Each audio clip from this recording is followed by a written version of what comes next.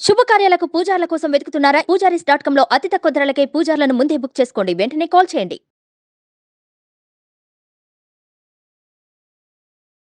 నమస్కారం గురూజీ. శ్రీమాత్రే నమః. గురూజీ, ఒక్కసారి ఆంధ్ర రాజకీయాల గురించి మాట్లాడుకుంటే అక్కడంతా మూడు ముక్కలు అట్లానే కనిపిస్తుంది. అయితే అటు వైఎస్ఆర్సీపీ పార్టీ అయినా, జనసేన పార్టీ అయినా, టీడీపీ అయినా, ఏ పార్టీ అయినా అసలు ఏది చేయడం వల్ల వాళ్ళు గెలిచే అవకాశం ఉంటుందంటారు? శ్రీ గురుభ్యో నమః. శ్రీమాత్రే నమః.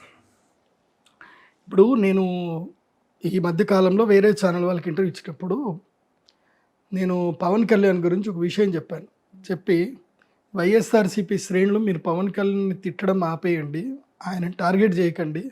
ఎందుకోసం అంటే మిమ్మల్ని గెలిపించిన మహానుభావుడు ఆయన లేకపోతే వైఎస్ఆర్సీపీ గవర్నమెంట్ వచ్చేది కాదు, ఇన్ని సీట్లు అయితే వచ్చేటివి కాదు, మెజారిటీ సీట్లు వచ్చేటివి కావు. ఎందుకోసం అంటే ఆయన ఓట్లు చీల్చాడు కాబట్టి మీరు గెలిచారు. ఇంకా ఆయన అట్లాగే ఉండాలి, ఆయన మళ్ళీ ఇట్లాగే పోటీ చేస్తే మళ్ళీ వైఎస్ఆర్సీపీఏ గవర్నమెంట్ వస్తుంది. కాబట్టి మీరు ఆయన తిట్టకండి, ఆయన పొగడండి. కావాలంటే పవన్ కళ్యాణ్ ఉంటేనే మీరు బాగుపడతారు. అయితే మీరు బాగుపడతారు, లేకపోతే టీడీపీ బాగుపడుతుంది. వైఎస్ఆర్సీపీ వ్యతిరేక ఓట్లు చీల్చారు పవన్ కళ్యాణ్ గారు. నిజంగా చెప్పాలంటే పవన్ కళ్యాణ్ వల్ల వైఎస్ఆర్ గారి కుటుంబం బాగుపడింది, పవన్ కళ్యాణ్ వల్లనే బాగుపడింది. ఆయనకి వీళ్ళు నిజంగా ఎంతో థ్యాంక్స్ చెప్పాలి, ఒక 100 కోట్లు ఇవ్వాలి వీళ్ళు. ఎందుకోసం అంటే అప్పట్లో కూడా చంద్రబాబు నాయుడు గారి యొక్క హయాంలో ఆయన మళ్ళీ ముఖ్యమంత్రి అవుతారనుకున్నారు చాలామంది. ముఖ్యమంత్రి అవుతారనుకున్న సమయంలో వైఎస్ఆర్ గారు ముఖ్యమంత్రి అయ్యారంటే కారణం ప్రజారాజ్యం పార్టీ. ప్రజారాజ్యం ఎన్ని ఓట్లు చీల్చింది, 18 ఎమ్మెల్యే సీట్లు, అది కాకుండా ఎన్నో ఓట్లు చీల్చినవి, ఎన్నో ఓట్లు వెళ్ళిపోయినాయి. టీడీపీ ఓట్లు మొత్తం చీలినందుకే అప్పట్లో వైఎస్ఆర్ రాజశేఖర రెడ్డి గారు గవర్నమెంట్ ఎస్టాబ్లిష్ చేయగలిగారు. తర్వాత ఏమైపోయింది, జనసేనలో కలిపేశారు చిరంజీవి గారు. నా వల్ల కాదు, మీ కుళ్ళు రాజకీయాలను దండం పెట్టి చిరంజీవి గారు వెళ్ళిపోయారు, ఆయన వదిలేశారు. ఆయన ఎందుకు జరిగింది? ఇక్కడ వైఎస్ఆర్ గారు రాజశేఖర రెడ్డి గారు ముఖ్యమంత్రిగా రావడం గల కారణం ఎవరు? కొణిదెల ఫ్యామిలీ కదా. అప్పట్లో చిరంజీవి గారు, వాళ్ళ నాన్నగారికి చిరంజీవి గారు హెల్ప్ చేశారు.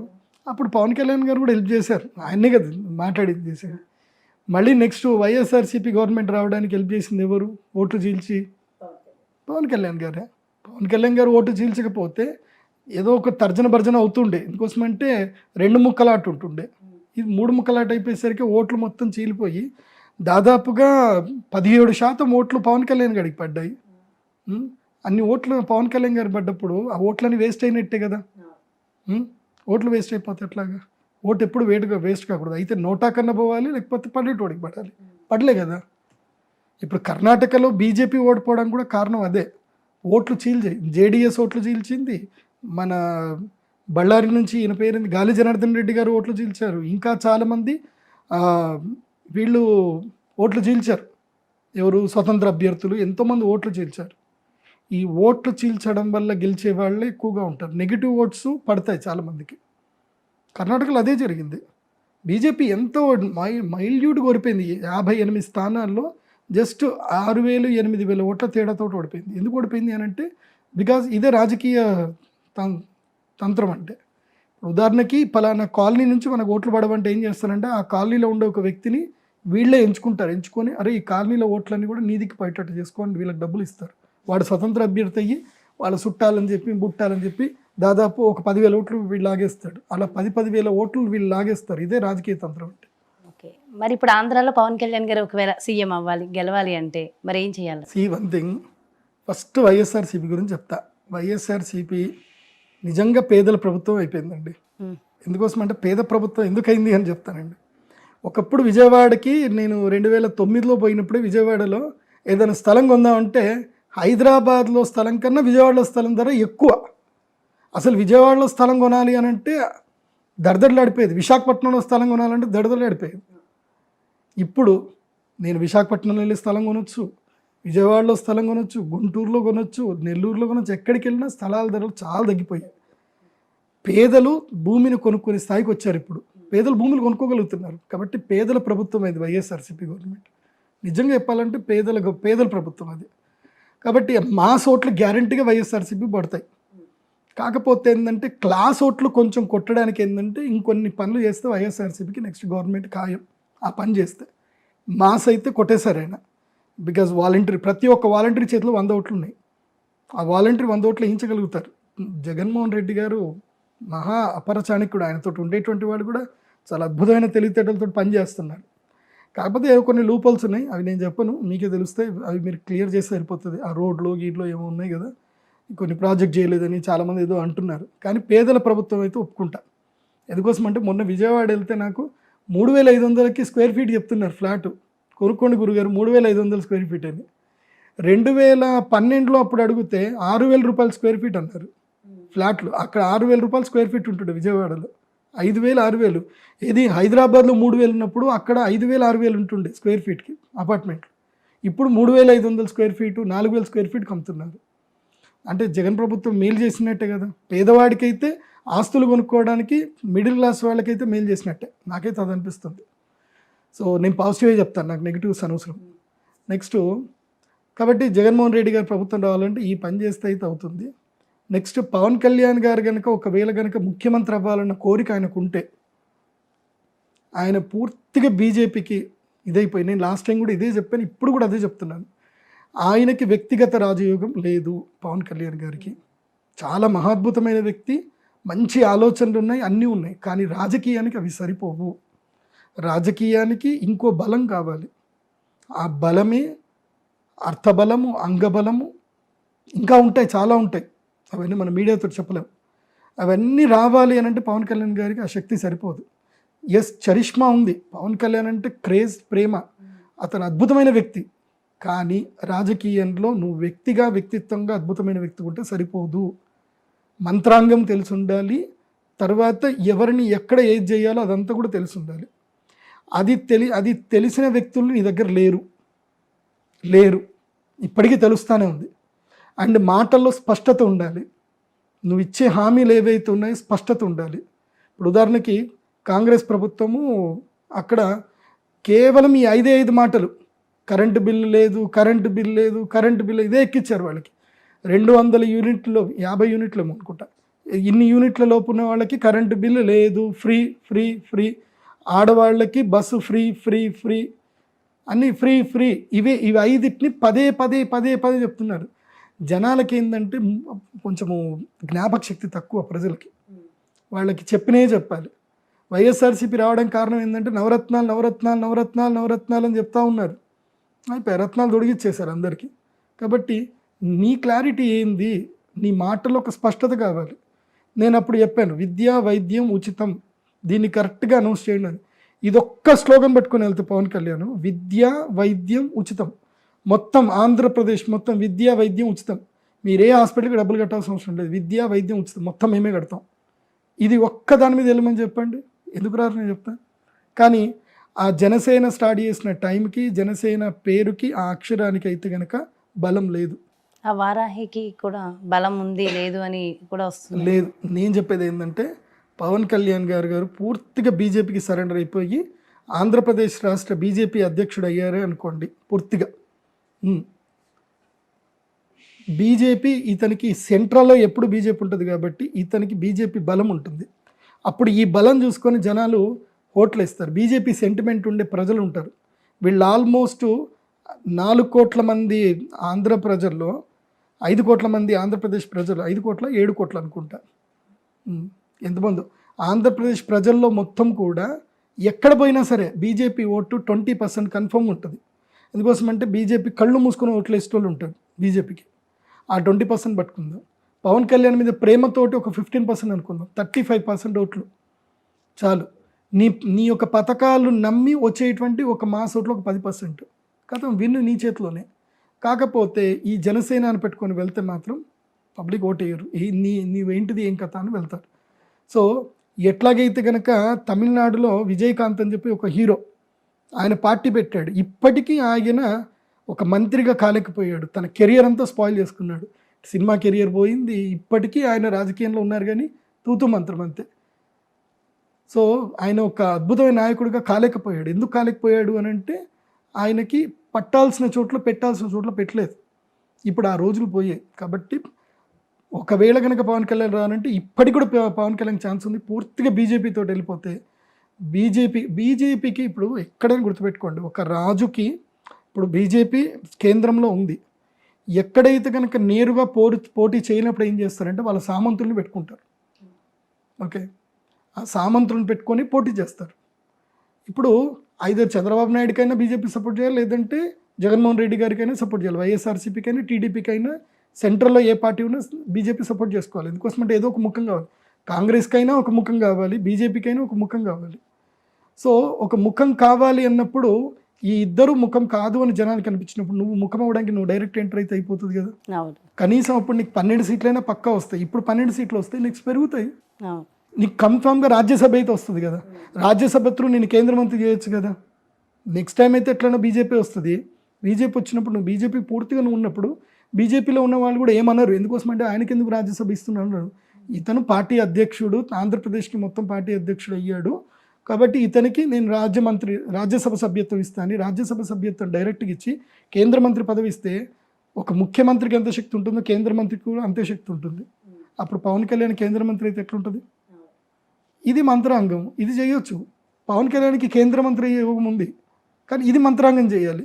నేను ఇండివిజువల్గా పోతానంటే మళ్ళీ వైఎస్ఆర్సీపీని తానే బలంగా కష్టపడి వెనకబెట్టి, ఇప్పుడు ఉదాహరణకి కారు నెట్టుతారు చూడు, అట్లా ఈ ఫ్యాన్ ఈయన కట్టబెట్టి దింపినట్టు అనమాట పవన్ కళ్యాణ్. సో జనసేన కట్టబెట్టి ఫ్యాన్ తిప్పుతున్నట్టు తప్ప ఇంకేం లేదు. లేదంటే జనసేన జెండా వేసుకొని సైకిల్ దూసినట్టు, అంతకు మించి పెద్ద తేడా ఏం ఉండదు. మరి చంద్రబాబు నాయుడు గారు అయినా ఈసారి సీఎం అవ్వాలంటే మరి ఆయన ఏం చేయాలంట?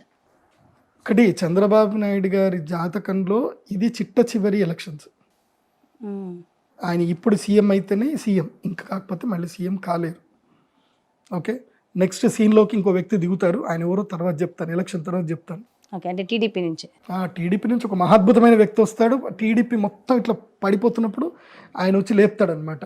బాహుబలి సినిమాలో ఇట్లాగైతే పట్టుకొని ఆ విగ్రహం నిలబెట్టినట్టు. జూనియర్ ఎన్టీఆర్ అంటారా అనే వార్తలు కూడా ఎక్కువగానే వస్తున్నాయి కదా బయట నుంచి. మరి జాతకం ఆయన నా పేరు చెప్పొద్దని చెప్పాడు నాకు, అందుకోసమని ఆయన పేరు నేను చెప్పాను. నేను మీరు అనుకోండి, మీరు ఎవరైనా అనుకోండి, ఆ వ్యక్తి పేరు మాత్రం అంతే ఉంటుందిలేండి, ఇంకెవరు ఉంటారు.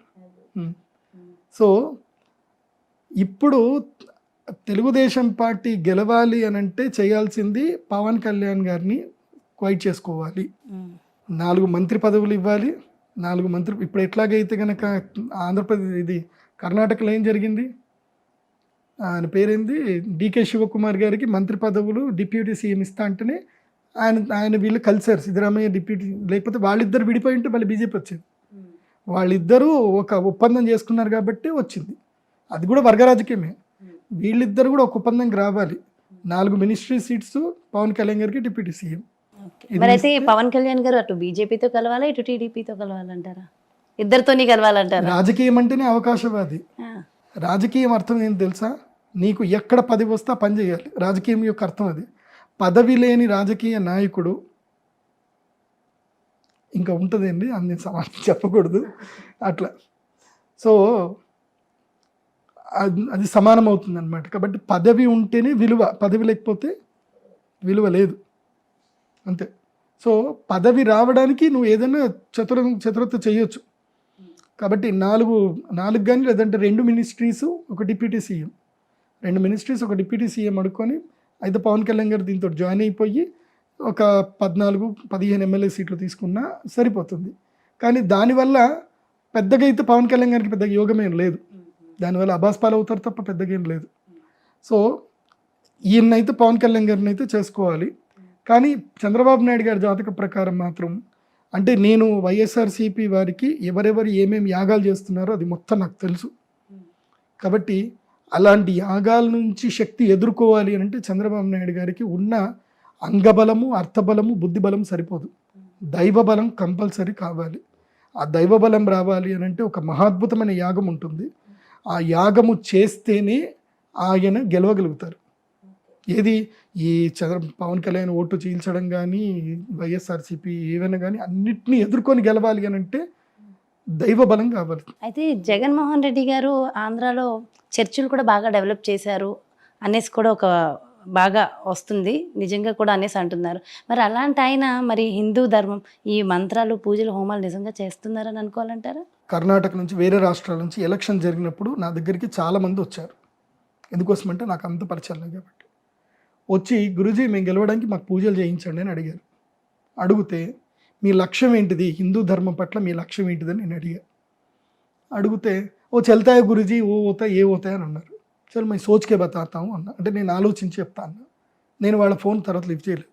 నా దగ్గరికి స్ట్రేట్గా 25 లక్షల క్యాష్ పెట్టిన వాళ్ళు ఉన్నారు, ₹1,00,00,000 క్యాష్ పెట్టిన వాళ్ళు కూడా ఉన్నారు. మీరు పెద్ద యాగం చేయండి మేము చేస్తామని చెప్పి మేము గెలవాలని చెప్పి నేను రిజెక్ట్ చేశాను.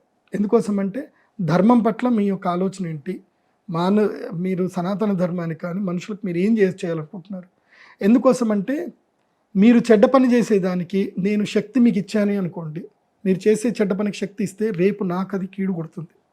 రేపు వాళ్ళందరి యొక్క ఆర్తనాదాలు దానికి ముఖ్య కారణం నేను కూడా అవుతా. కాబట్టి నేను చెయ్యను అని చెప్పాను.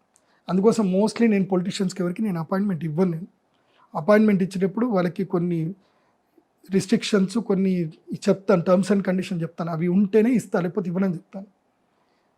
అయితే శక్తి దుర్వినియోగం చేసుకోవచ్చు కూడా.